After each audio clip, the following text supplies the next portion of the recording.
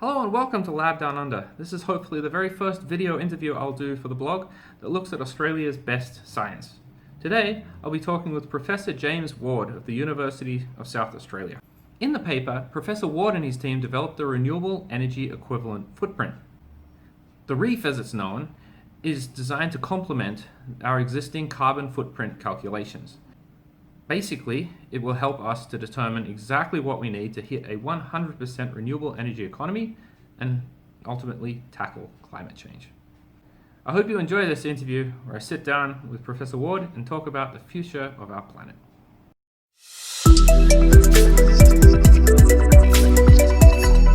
First, I guess before we do dive into the specific findings and that, probably it's best you tell me what the renewable energy equivalent footprint actually is, and kind of how it differs from what we currently use to measure carbon footprints and stuff like that.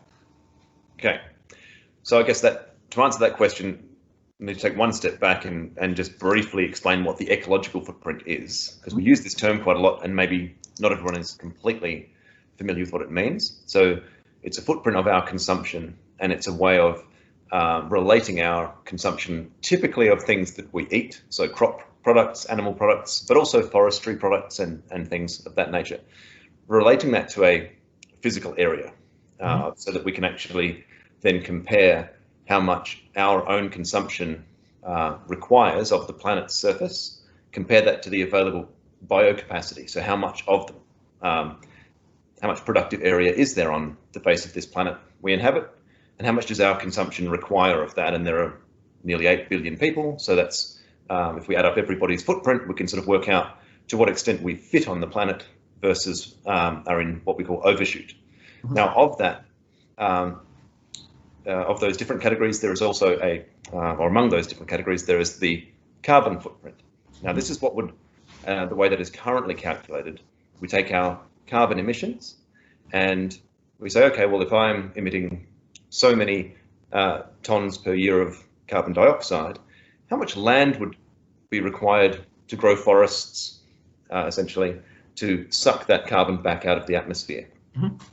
So for every ton of CO2 that we emit, there is, or every ton per year of CO2 that we emit, there's a certain amount of land required to assimilate those carbon emissions. And that means that our energy consumption, at least our fossil fuel energy consumption and our other greenhouse gas emissions, if you like, can be counted in the same sort of framework as the other components of the ecological footprint, and therefore we can work out to what extent we fit on the planet, not just in terms of the crops and things that we conventionally view as taking up land, but also thinking in terms of how much land is required to soak up those carbon emissions. Now, what the Renewable Energy Equivalent Footprint, or REEF, does is it says, okay, well, we all know that we need to solve this carbon emissions problem, and let us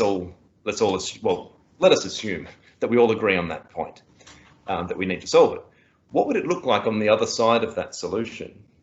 Because the renewable energy that will be required fundamentally to displace fossil fuels and deliver our energy needs, it takes up some physical space as well. Now, we might think, well, it'll just fit on the roofs of our houses, some solar panels and things like that. Maybe that's true, but the basis for us doing this calculation and developing this footprint was we actually wanted to sort of answer that question. How much space would it take up? Because if it takes up too much space, then we have a different form of problem. We might solve the climate problem, but we might not be able to fit the renewable energy on the planet. And so we wanted to do those calculations. And so that's what the renewable energy footprint is. It sits alongside the carbon footprint to kind of say, okay, well, in a sustainable future, what would that look like, and would it physically fit on the planet, and how does that relate again to our consumption patterns? Okay, so the main finding in the paper was that basically there wasn't enough, with current energy demands, there wasn't enough biocapacity in the planet. So I guess, what does that mean then, if we continue along the current track? What does that mean for the current Earth, the current planet, or the only planet we've got? And what do we need to do through technology and policy to kind of fix that? Sure. Now, this is the crux of it, and perfect question. So, as I mentioned before, we divided the energy into two bulk. It's a very simplistic approach to modeling the energy system, but we said electric and everything else. And it's the everything else that's the problem. That's roughly 78% of the world's energy supply. And if we were to try and produce that by growing biomass is a spatially inefficient way of converting sunlight into a flow of ready-to-use energy. So compared to sort of electrical conversions like photovoltaics. So the problem, that's one of the problems. The second problem is that the reinvestment of energy that I was talking about is very significant for biomass crops, so biofuels and other forms of biomass. So for a start, it's an inefficient way to harvest sunlight. And then of that stuff that you've harvested, you have to reinvest a pretty large fraction of it, perhaps a quarter to maybe even as much as half of that energy back in the creation of the growing of those biomass crops. Oh, wow. So, I didn't know it was that big. Yeah, the energy return on energy investment of biofuels is quite low compared to the electrical forms. So what that means is this more than 3/4 of the supply comes from, if we tried to just produce it from biomass, it would come from a supply that is simultaneously very, very inefficient and then doubly inefficient, if you like, because of that reinvestment of energy. Therefore, in terms of what needs to change, or if nothing changed, then simply replacing our current usage of those fuels with biomass would gobble up all of the world's forests and more. Mm-hmm. And we couldn't just grow biomass in the desert because you wouldn't have the water and nutrients and so forth. So that's absolutely just a non-solution. That's the end of the planet as we know it. So what needs to change? Well, fortunately, if we start to shift that balance between the sort of 22%, 78% electric versus non-electric, the more we can shift that balance in the favor of a majority of electrical energy, the more we're able to harvest energy sources that are a more efficient way of converting sunlight into available energy and have a lower need for reinvestment of energy. So you get this kind of compounding effect from electrification. So in terms of policy and technology that we should be deploying, investing in, anything that is able to swing the balance in favor of electrification is going to make this a much, much easier problem to tackle, or a more reachable solution. So that means, for example, electrification of vehicles might be, we're seeing that in a significant way now. So greater electrification and electrification of some industrial processes would be good. And then what would be great would be, as we alluded to in the paper, the conversion of electrical energy into synthetic fuels, so that we don't have to grow the fuels, but we can use relatively efficient electrical energy and then convert some of that into fuels that are more portable. So one example of that might be the hydrogen economy that's been talked about for a long time. That's taking electrical energy and using it to crack water into hydrogen and oxygen. But there are other synthetic fuels that are discussed and being trialled, and we should definitely be looking more closely at those, because they would allow us to move away from this very, very land-hungry, water and nutrient-hungry scenario that we just can't sustain as a long-term solution, or as any sort of term solution, and allow us to focus on electrical energy. Now, one of the other advantages of these forms of electrical energy is that we're talking about things like photovoltaics, which can share the roof space of land that we're already using for another purpose. Think about wind turbines that can share land with grazing land or even cropping land, or can be offshore and can be sharing space with a marine environment without, it's not that they have no impact, but they can at least share the space. And so there's just a number of benefits from going down the path of electrification. So that was the big conclusion, was that we need to shift the balance over to electrifying our industries. So in the paper you mentioned, I think I've got here, there were a couple of exemplar countries: Argentina, Cyprus, Greece, Portugal, and Spain. So why were they highlighted, and how do they give us a good kind of starting point of how to develop kind of future energy policy? Sure. So what we did was we had enough data for 127 different countries, and that gave us a way of looking at energy consumption and sort of saying if everyone in the world adopted each individual country's sort of energy consumption profile, what would that look like in terms of fitting that footprint onto the planet? So we were sort of saying, could everyone in the world live like a present day Australian or a present day Somalian or present day person from the Netherlands, for example, and so on. And we found look, there are quite a number of countries that have an energy consumption profile that could comfortably fit on the planet if everybody on the planet adopted it. Mm-hmm. And we thought, well, then what is an appropriate measure to establish whether there is a quality of life that would be an acceptable. We're not just talking about a sustainable future, but a sustainable and desirable future. And there are a number of different ways that you could look at that. We adopted a metric, which is called, perhaps controversially, the Human Development Index. That's a combination of GDP, life expectancy, and level of education. And it's a number between 0 and 1. Australia is either the first or second highest in the world at about 0.93. Mm-hmm. That's about as high as any country can get. And so this is a measure of, it's one measure of human well-being with all sorts of caveats and imperfections.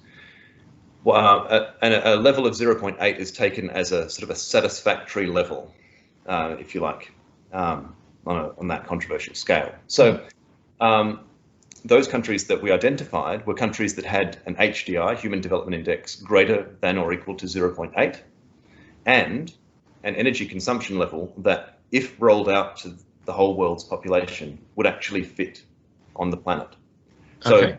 Australia is an example of a country with a very high HDI value, but our level of consumption is just too high. We couldn't roll that out to the rest of the world.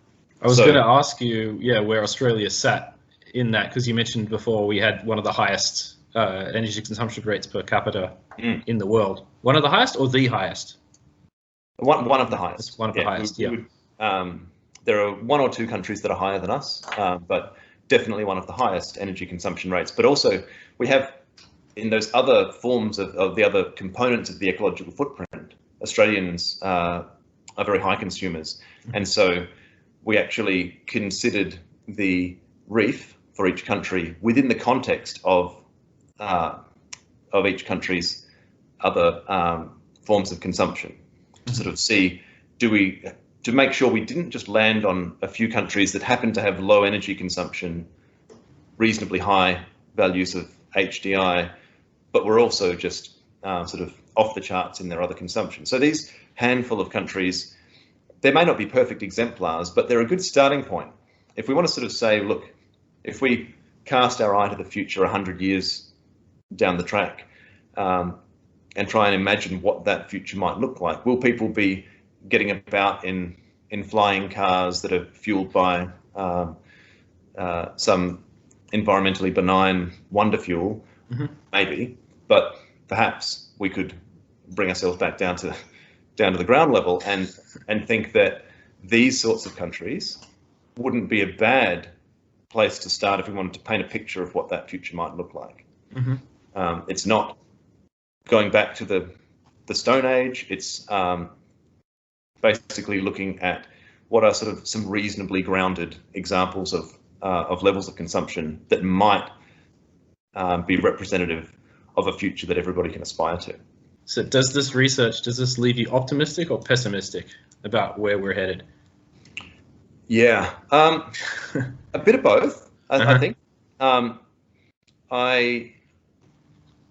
I like to summarize this. So Al Gore, classically, in An Inconvenient Truth, referred to the 2 Ds. He referred to, in relation to climate change, denial and despair. And the reason that he wanted to present those two is that they are both great excuses for inaction. So if you're in denial of climate change, you're not doing anything about it. But if you swing over to full-blown despair, then it's a justification for doing nothing as well. I like to add a third D to that, which is delusion. And I think that in our efforts to avoid denial and despair, it can be easy to become sort of dreamy-eyed, starry-eyed, looking at techno fixes, and thinking that we just need the right technology to come along and some sort of miracle renewable energy and some miracle battery, and everything will suddenly be okay and we don't need to change anything. And I think that's really dangerous. And we actually need to find our hope for the future, and we absolutely need to find hope for the future, but we need to find it somewhere in between those three Ds. And so, am I optimistic or pessimistic? I'm optimistic. I'm optimistic that there's a future there that is sustainable and desirable for everyone. If you wanted me to tell you that that's going to have everyone enjoying a level of energy consumption akin to present-day Australia or America or the US, no, I would be pessimistic relative to that level of energy consumption. But that's why we wanted to identify present-day countries that are, give us reasons for hope, and we could look to that handful of countries. And what's really interesting on that note is that fairly arbitrary and controversial scale I mentioned, the Human Development Index. As I said, it's a combination of GDP, life expectancy, and level of education. Now, GDP is an extremely flawed measure of human well-being or development, to use a even more controversial term.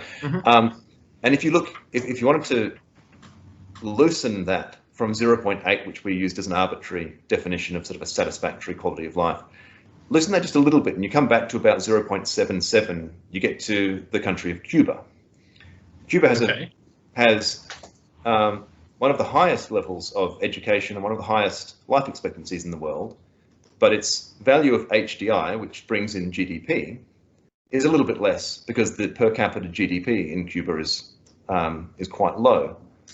But if you accept that GDP is actually a pretty bad measure of how well off people are, then you could say, well, look, that's a reasonable country for at least some examination. It's got its problems, of course, but what you then find is that Cuba's level of per capita energy consumption is much lower than even those 5 that we identified. And Cuba would actually offer a level of energy consumption that could potentially be emulated without this massive electrification. And it's only just a few little notches back on that scale of HDI. So I think that this provides us with a bit of a framework for interrogating what we're looking for in our future as well. And so I think that in terms of optimism and pessimism, I think that we need to actually think more broadly about what constitutes the sort of future we're looking for, rather than assume that the right future is one thing and anything less makes us pessimistic. I'm actually quite optimistic that we can make the most of the type of future that we can fit on the planet. We are talking about the need to deploy technology on a planetary scale and infrastructure on a planetary scale. These are going to be very big solutions. They're going to have an environmental impact. We should be have our eyes open to those impacts. And we should understand before we go and bulldoze entire forests to put in solar farms or to put in biofuel plantations and things like that. We should understand the system as best we can, but we also need to accept that we've got to solve our energy supply, and our energy supply has to shift over from digging up sort of buried fuel that will eventually run out and is really destroying our planetary energy balance in our atmosphere. We've got to shift away from that, which means we've got to face renewable energy, warts and all, and find the best way forward. So, yeah, absolutely. And look, I could probably sit and talk to you about this for another hour or something like that but maybe that's for the next paper that you, that you release. That'd be great. Yeah, I'll keep a lookout for that. But yeah, thanks very much, James, for sitting down for this interview. Well, thank you so much. Thanks for showing an interest. Really appreciate your time. No worries. I think, look, this type of research is definitely important. Like as you said, you've got to be realistic, and this type of